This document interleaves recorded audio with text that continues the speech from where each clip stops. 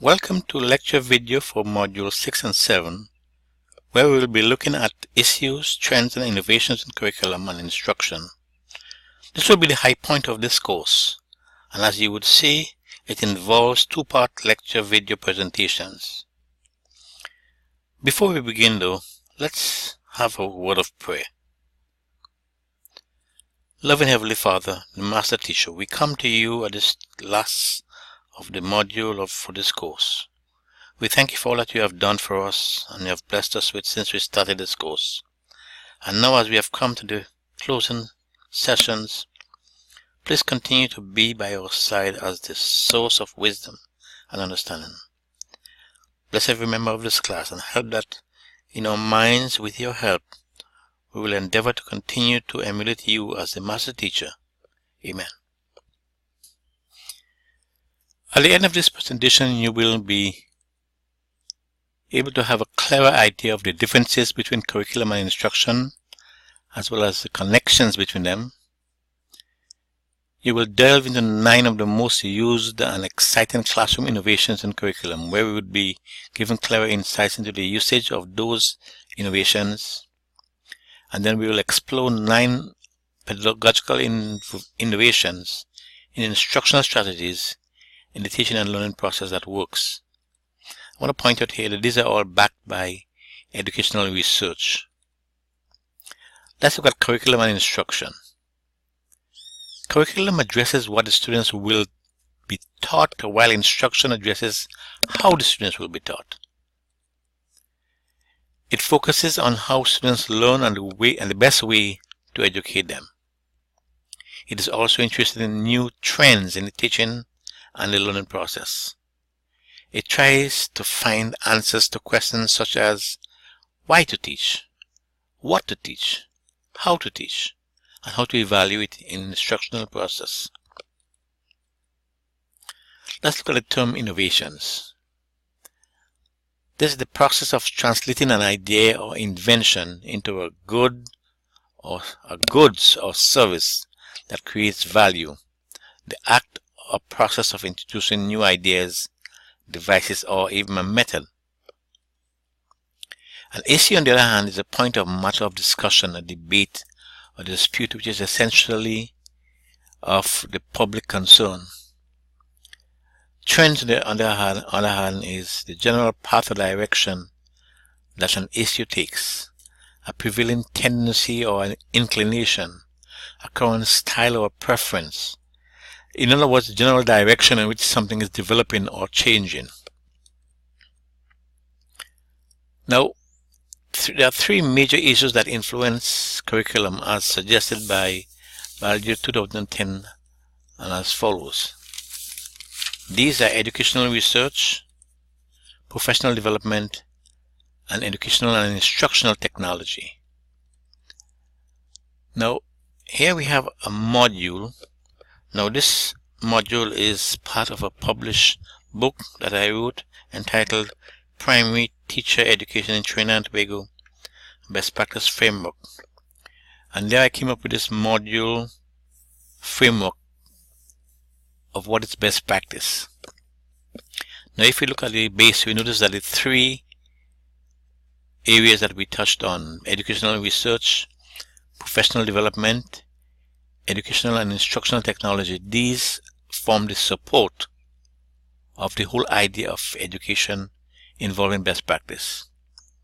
This module is circular, and we realize that that's philosophy, servant leadership, collaboration, constructivism, reflection, and modeling are all part of that rung framework.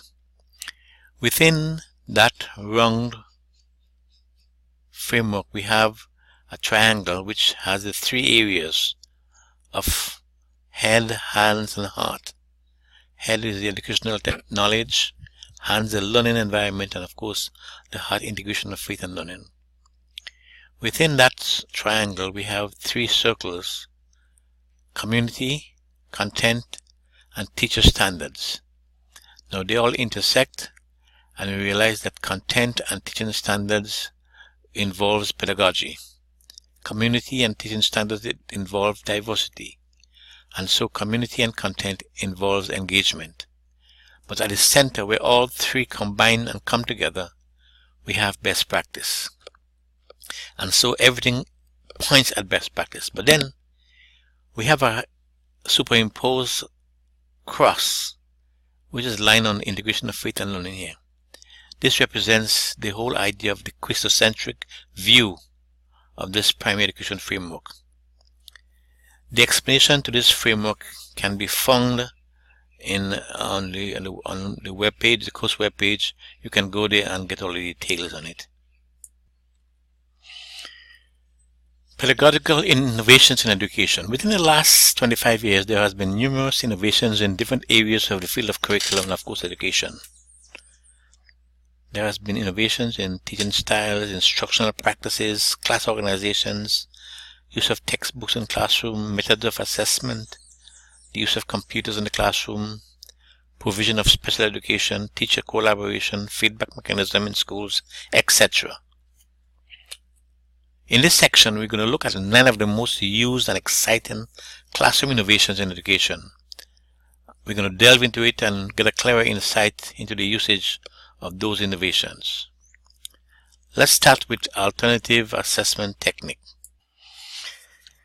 We have, from my generation, and maybe from some of you too, have all been educated believing that exams or tests are the only means of assessing. Today there are numerous other ways. Now, this class, for example, is a typical example of one where we do not have any final exam per se, but we have different other means of assessment. This is what we refer to as alternative assessment techniques. Now, here's a little picture graph to demonstrate what I'm talking about here. Here we have teaching. Within teaching we have assessment, and within assessment we have tests. So all tests are assessments, but not all assessments are tests. Now, the other question that may come in here is, what about evaluation? Where does it come in? Well, evaluation is the total picture. In other words, when you are evaluating, you are looking at the total picture. So you're looking at assessment and includes all whatever tests that you do here to give a judgmental. So in other words, in this course, for example, we have different forms of assessment, but all of those assessments are going to be tabulated together in coming up with an evaluation which would give you a grade. Now, here are some definitions. Any method of finding out what a student knows or can do is intended to show growth and inform instruction and is alternative to traditional form of testing, namely multiple choice, structured type, and other things here. This is what we refer to as alternative assessment. So we have multi-assessment methods rather than sticking to a traditional paper and pencil test. What are some of the characteristics of alternative assessment? Well, it requires students to perform, create, produce, or do something. It assesses students on what they do in the class every day. It focuses on processes as well as products. It tends to look at the higher level thinking and the problem solving skills. What are some of the advantages of alternative assessment? Well, it fosters intrinsic motivation, responsibility, and ownership, so that as a student works on his or her own and achieves, it helps in that motivational aspect of the program. It promotes student-teacher interaction with the teacher as a facilitator, as we have in this course, for example. Individualized learning and celebrate the uniqueness of each student, so that in this class, most of you here, you are going and do research in order to find some of the answers that you're not getting in directly. It provides tangible evidence of a student's work, so that alternative assessment does show what the student's work is all about. It facilitates critical thinking, assessment, self-assessment, and revision processes. It provides opportunity for collaborative work with peers. And finally, assessment of multiple dimensions of language learning. So these are all some of the advantages of the first one here we look at here, alternative assessment techniques. The next one here is andragogy. Now, andragogy refers to methods and principles used in adult education. It's the art and science of helping adults learn. And as Knowles, who's the founder of that term here and that process here, says it's an emerging technology for adult learning. There are 5 assumptions that we need to look at adult learning here. Adults are independent and self-directing. They have accumulated a great deal of experience, which is a rich resource for learning, like we have in this class. So some of you come to this class and you tell us all about your experience, what you're doing, what you have seen in Antigua and Barbuda. They value learning that integrates with the demands of everyday life. As teachers, you're in the classroom and you know what's going on down there, so you can bring to bear what is happening and what you think are the best results, or would have the best results in the classroom. They are more interested in immediate problem-centered approach than in subject-centered one. So that you want to look at things that would solve problems for you, especially in your profession. They are more motivated to learn by internal drives than external ones. So that your motivation is not what people can do on the outside, but it's internal, what you want for yourself. Now, andragogy asserts that adults learn best when they feel the need to learn. They have some input in what, why, and how they learn. The learning content and processes have a meaningful relationship to the learner's past experience, to your experience. And of course, the experience is used as a learning resource. And then what is to be learned relates to the individual current life and situation and tasks that's happening in your life. Continuing here. They have as much autonomy as possible. The learning climate maximizes anxiety and encourages freedom of experiment. The learning styles are taken into account. There's cooperative learning climate, and lastly here you have mechanisms are created from mutual planning. I'm sure we can verify a number of those principles of andragogy from this online course that we are now doing together. The next curriculum innovation in the 21st century that we're going to look at is Constructivism learning theory. I want to share some quotations with you here. Socrates says, "I cannot teach anybody anything, I can only make them think." A number of my quotations. Teachers cannot cause children to learn, since most children learn through problem solving. Another one. The student being taught is not as important as that student being influenced to want to learn. Inspiring students to learn is the first and most important hallmark of becoming a great teacher.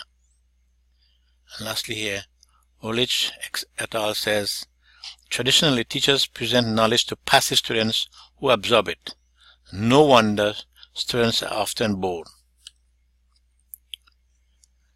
Constructivism is a theory or philosophy about teaching and learning that supports the notion that learners must be independent thinkers, dealing with the cognitive. They would create their own knowledge. They should be independent thinkers. They are expected to understand in addition to knowing. Are expected to question and question again. They work in teams. They are active and student-centered. It's evident in his behavioral change, the doing part of the teaching and learning process. In the constructive classroom, emphasis is on themes and big concepts. Learners are introduced into questioning ideas, concepts, principles, knowledge, etc. There's a respect for primary resource and manipulatives.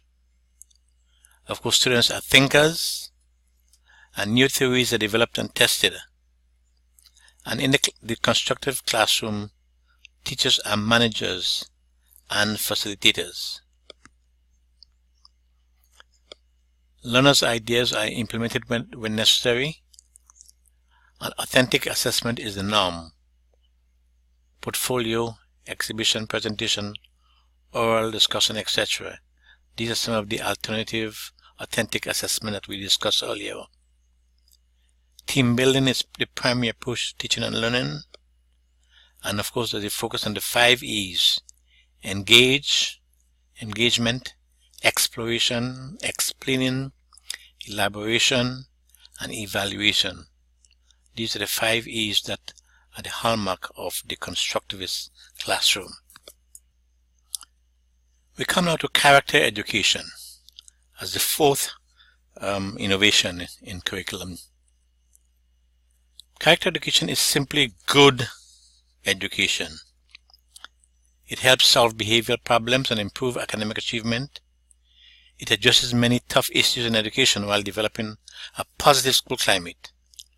We're going to look now at 11 different principles of character education. The first one, promotes core ethical and performance value. The school community promotes that here. Secondly, it defines character comprehensively to include thinking, feeling, and doing. The third one here, the school uses a comprehensive approach to character development. The school creates a caring community. The fifth one here, the 5th principle, the school provides students with opportunities for moral action. The school offers a meaningful and challenging academic curriculum, that respects, of course, everyone, the learners, and develop their character and help them to succeed. The school also fosters students' self-motivation. Another principle here. The 8th, the school staff is an ethical learning community. So the staff of the school plays a very important part in the whole idea of character education. Number 9, the school fosters shared leadership. So it's not just the principal alone, but the principal with a team working together in character education. 10, the school engages family and community members as partners. So for character education to succeed, the family, the community must be enhanced as partners in the character building effort. And the last principle here is that the school regularly assesses its culture and climate. In other words, to grow you need to assess yourself and assess yourself on a regular basis and make improvement this way here. The next innovation that we're going to look at here is differentiated instruction. Now I've learned from some of the input from the forum that differentiated instruction is not something new in Antigua and Barbuda. Through differentiated instruction, teachers take into account who they teach, why they teach, where they teach, and how they teach. Differentiated instruction is doing what's fair for students. It means creating multiple paths so that students of different abilities, interests, or learning needs experience equally appropriate ways to learn. Differentiation gets us away from one-size-fits-all approach to curriculum and instruction that doesn't fit anyone. There's some misunderstanding that I want to look at them here. 4 misunderstandings and give you the reality. The first misunderstanding is that differentiation is a set of instructional strategies. What's the reality? The reality is that differentiation is a philosophy. It's a way of thinking about teaching and learning. In fact, it is a set of principles. The second misunderstanding is that it is adequate for a district or a school leader or professional developers to tell or even show teachers how to differentiate instruction evenly. In other words, believing that you can be taught differentiation. Misunderstanding. Here's the reality. Learning to differentiate instruction well requires rethinking one classroom practice and results from an ongoing process of trial, reflection, and adjustment in the class. The third misunderstanding is that differentiation is something a teacher does or doesn't do.